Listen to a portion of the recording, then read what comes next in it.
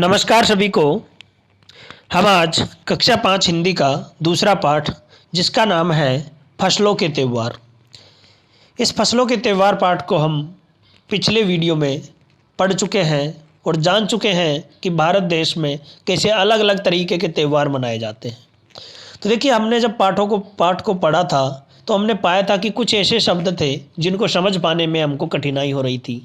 तो उन्हीं कठिन शब्दों के अर्थ लेकर आज मैं आपके सामने उपस्थित हूँ।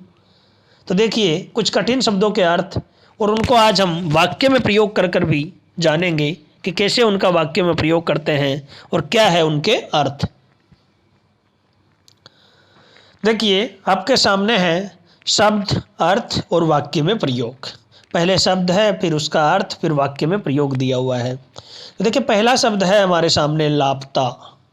तो लापता शब्द का अर्थ होगा गायब, और इसका जब हम वाक्य में प्रयोग करते हैं तो देखिए, मेरा दोस्त आज सुबह से लापता है, अर्थात जो मेरा दोस्त है वो आज सुबह से ही गायब है। तो लापता का अर्थ हुआ गायब और उसका वाक्य में प्रयोग किया, मेरा दोस्त आज सुबह से गायब है। आगे देखिए, शब्द है हमारे सामने उम्मीद। उम्मीद शब्द का अर्थ होगा आशा, और जब हम इसका वाक्य में प्रयोग करते हैं तो देखते हैं कि मुझे इस बार कक्षा में प्रथम आने की उम्मीद है। मुझे इस बार कक्षा में प्रथम आने की उम्मीद है, अर्थात मुझे इस बार कक्षा में प्रथम आने की आशा है। मुझे पूरी आशा है कि मैं इस बार कक्षा में प्रथम आ जाऊंगा। ये हो गया इसका वाक्य प्रयोग। अगला शब्द है हमारे सामने बोरसी। देखिए, हमने पढ़ा था कि सभी लोग बोरसी के आगे बैठे रहते हैं सर्दियों के समय। तो बोरसी का अर्थ है यहाँ पर अंगीठी, जो कि जलाकर लोग बैठे रहते हैं। अंगीठी को जलाकर लोग उसके चारों तरफ बैठे रहते हैं। लेकिन जब हमने इस पाठ को पढ़ा था तो देखा था कि इसमें अंगीठी के लिए बोरसी शब्द का प्रयोग हुआ है। देखिए, इसका हम वाक्य प्रयोग करते हैं। सर्दियों में सब लोग बोरसी पर हाथ सेकते रहते हैं। सर्दी के टाइम पे सभी लोग बोरसी पर हाथ सेकते रहते हैं। ये हो गया इसका वाक्य प्रयोग। अगला शब्द है जश्न। तो जश्न का मतलब है मौज मस्ती या उत्सव के रूप में मनाना इसको। तो त्यौहार पर हम सभी जश्न मनाते हैं, खुशियां मनाते हैं, मौज मस्ती करते हैं। ये हो जाएगा जश्न का अर्थ। एक शब्द हमारे सामने आया था चांपाकल। चांपाकल, तो देखिए, उस समय मैंने बताया भी था आपको पाठ को पढ़ाते हुए, चांपाकल शब्द का अर्थ होता है हेडपंप। जो जगह जगह हम दिखाई देते हैं कि हेडपंप लगे होते हैं जिनसे हम पानी पीने के काम लेते हैं जिनको। तो इसका जब वाक्य प्रयोग करेंगे तो मेरे विद्यालय में एक चांपाकल है। मेरे विद्यालय में एक चांपाकल है, इसका मतलब हुआ कि मेरे विद्यालय में एक हेडपंप है। अगला शब्द है गौर से। गौर से इस शब्द का अर्थ हो गया बड़े ध्यान से, यानी किसी चीज़ को हम गौर से देख रहे हैं, यानी बड़े ध्यान से उस चीज़ को हम देख रहे हैं। तो देखिए, इसका वाक्य प्रयोग होगा हमें बड़ों की बात बड़े गौर से सुननी चाहिए। हमें बड़ों की बात गौर से सुननी चाहिए, यानी बड़े जो भी बात कहते हैं उनको हमें बड़े ध्यान से सुनना चाहिए और उसे ग्रहण करना चाहिए। अगला शब्द है इकट्ठा। इकट्ठा शब्द का अर्थ होगा एकत्रित। हम कहते हैं जैसे कि सभी लोग इकट्ठे हो गए, अर्थात सभी लोग एकत्रित हो गए। इसका वाक्य में प्रयोग करेंगे तो हम जानते हैं कि वहाँ पर लोगों को इकट्ठा किया जा रहा है, अर्थात वहाँ पर लोगों को एकत्रित किया जा रहा है। ये हो जाएगा इसका वाक्य में प्रयोग। अगला शब्द है देह। देखिए, जो हमारा शरीर है उसको हम देह के नाम से भी जानते हैं। तो देह शब्द का अर्थ हो गया शरीर।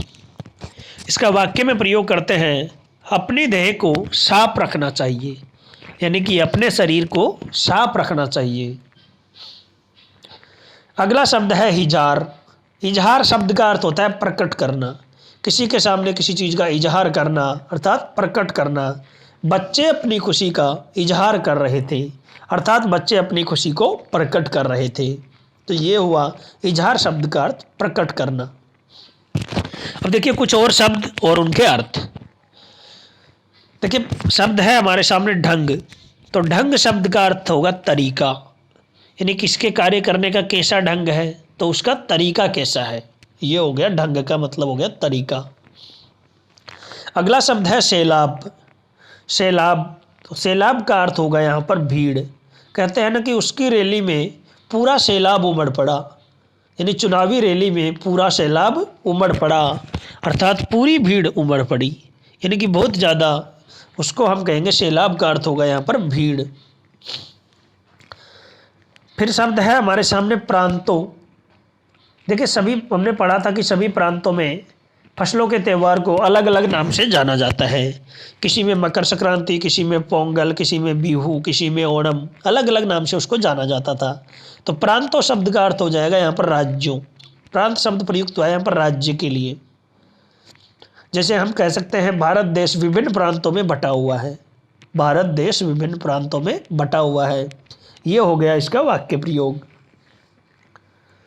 आगे अगला शब्द है फरमाइशी।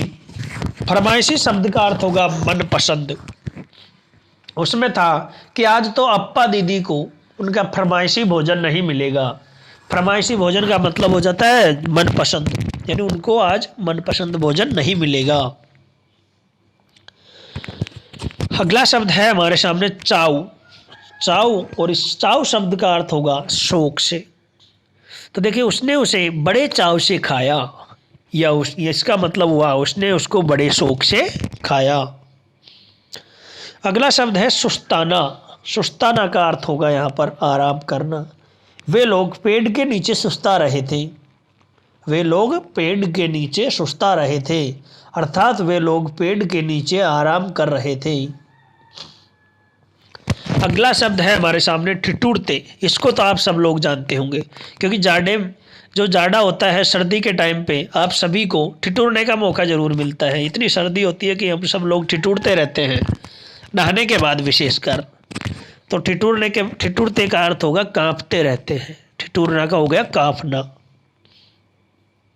तो ये थे हमारे फसलों के त्यौहार पाठ से संबंधित कुछ कठिन शब्द और उनके अर्थ। तो देखिएगा ध्यान से। धन्यवाद सभी को।